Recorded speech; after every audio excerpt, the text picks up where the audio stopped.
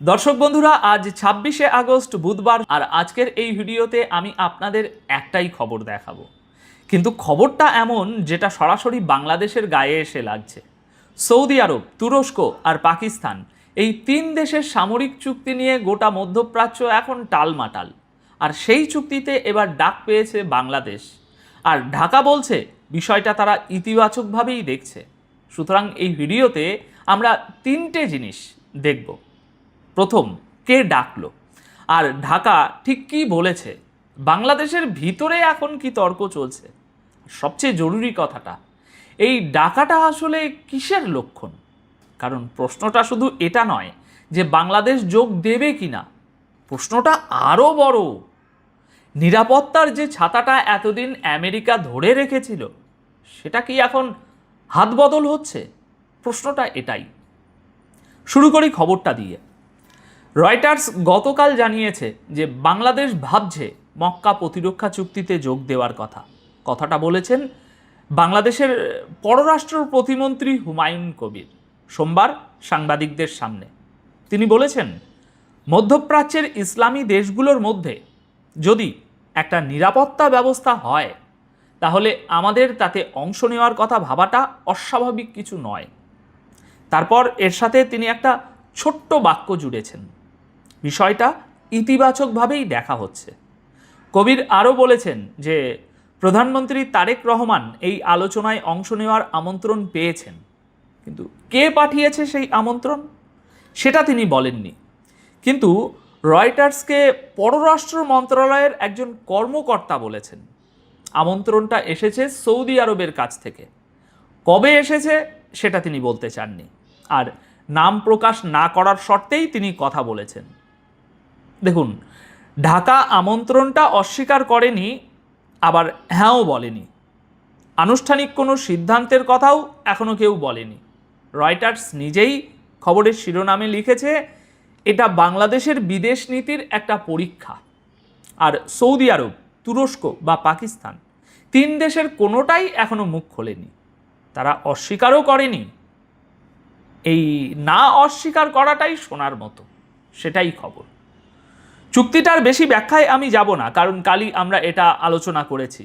7ই August মক্কায় Saudi আরব, তুরস্ক আর পাকিস্তান যে চুক্তিতে সই করেছে তাতে লেখা আছে একজনের উপরে হামলা মানে তিনজনের উপরই হামলা। ব্যাপারটা তাহলে কি দাঁড়ায়?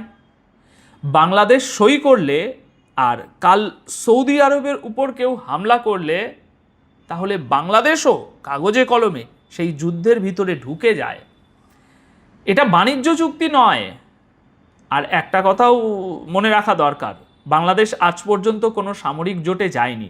স্বাধীনতার পর থেকেই ঢাকার নীতি ছিল সবার সঙ্গে বন্ধুত্ব, কারোর সঙ্গে জোট নয়। তাই এই সইটা হলে সেটা শুধু একটা কাগজ হবে না, 50 বছরের একটা নীতি বদলে যাবে। মনে আছে দর্শক বন্ধুরা, কাল এই চ্যানেলে আমি আপনাদের দেখিয়েছিলাম ইরানকেও নাকি এই চুক্তিতে ডাকা হয়েছে।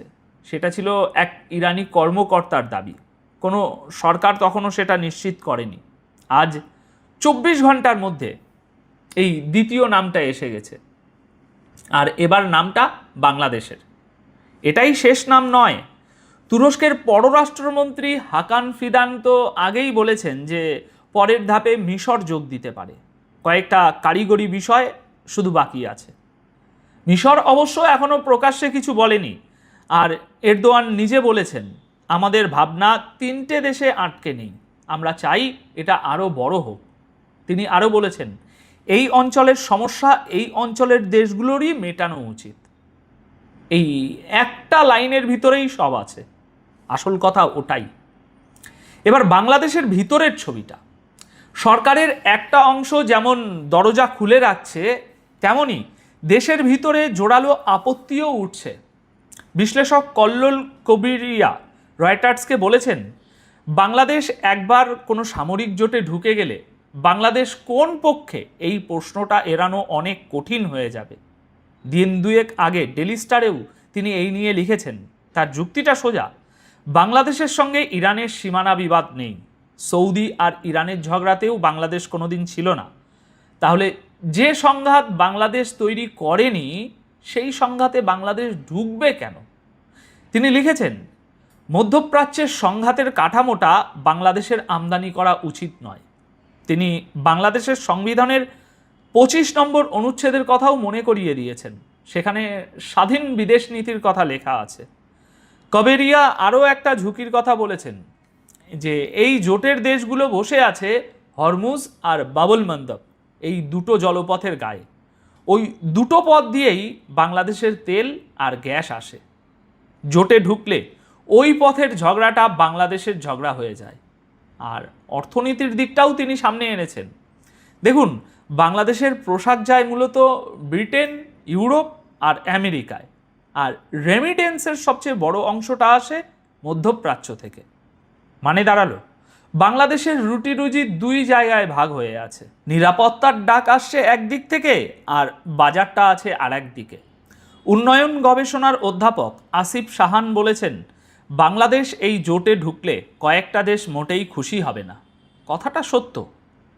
দেখুন, ব্যাপারটা আমি যেভাবে দেখছি, এই খবরের আসল মানে বাংলাদেশ যোগ দেবে কিনা সেটা নয়। আসল মানেটা হচ্ছে ডাকটা এসেছে। 7ই আগস্ট চুক্তিটা সই হওয়ার পর অনেকে বলেছিলেন এটা কাগজের চুক্তি, 3টে দেশ, একটা ছবি, তারপর সব চুপ।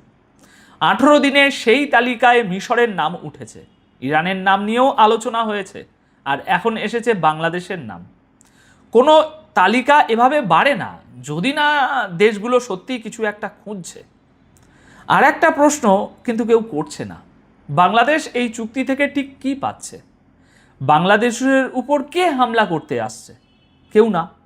তাহলে এই চুক্তির আসল দাম নিরাপত্তা নয়, আসল দামটা হচ্ছে টেবিলে একটা চেয়ার। আর আজকের দুনিয়ায় সেই চেয়ারের দাম কম নয়। এবার উল্টো দিক থেকে দেখুন, বাংলাদেশ ছোট দেশ নয়, প্রায় 17 কোটি মানুষের একটা দেশ, আর মুসলিম জনসংখ্যায় দুনিয়ার সবচেয়ে বড় দেশগুলোর একটা। এই দেশটাকে জোটে ডাকার মানে জোটের ওজন হঠাৎ বেশ খানিকটাই বেড়ে যাওয়া। তাই ডাকটা যতটা বাংলাদেশের দরকার তার চেয়ে বেশি দরকার হয়তো যারা ডাকছে তাদেরই। আর তারা কি খুঁজছে? এমন একটা নিরাপত্তার নিশ্চয়তা যেটার জন্য ওয়াশিংটনের দিকে তাকিয়ে থাকতে হবে না।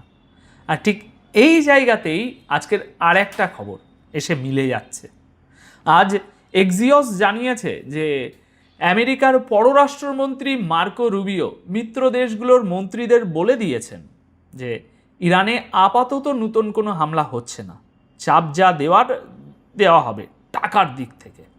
মানে দাঁড়ালো আমেরিকা নিজেই বলছে বোমাটা আপাতত তোলা থাকছে, আর যে মুহূর্তে বোমা তোলা থাকে সেই মুহূর্তে আমেরিকার হাতে বাকি থাকে একটাই জিনিস, বাজার।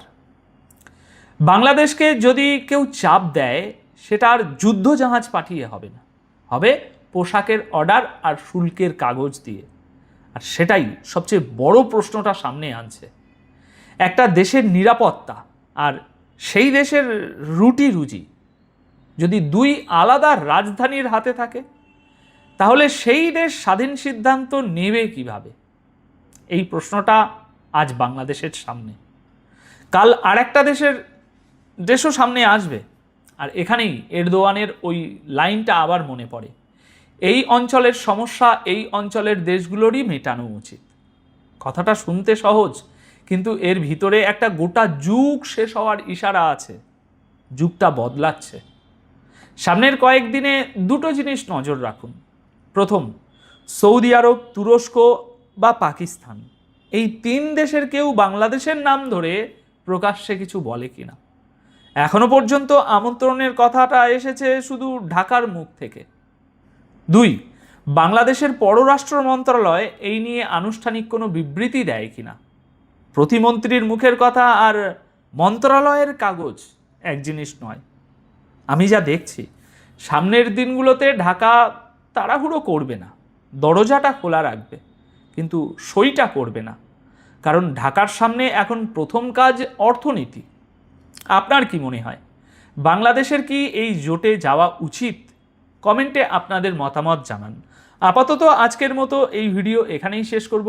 সবাই খুব ভালো থাকবেন, সুস্থ থাকবেন। ধন্যবাদ আপনাদের সকলকে।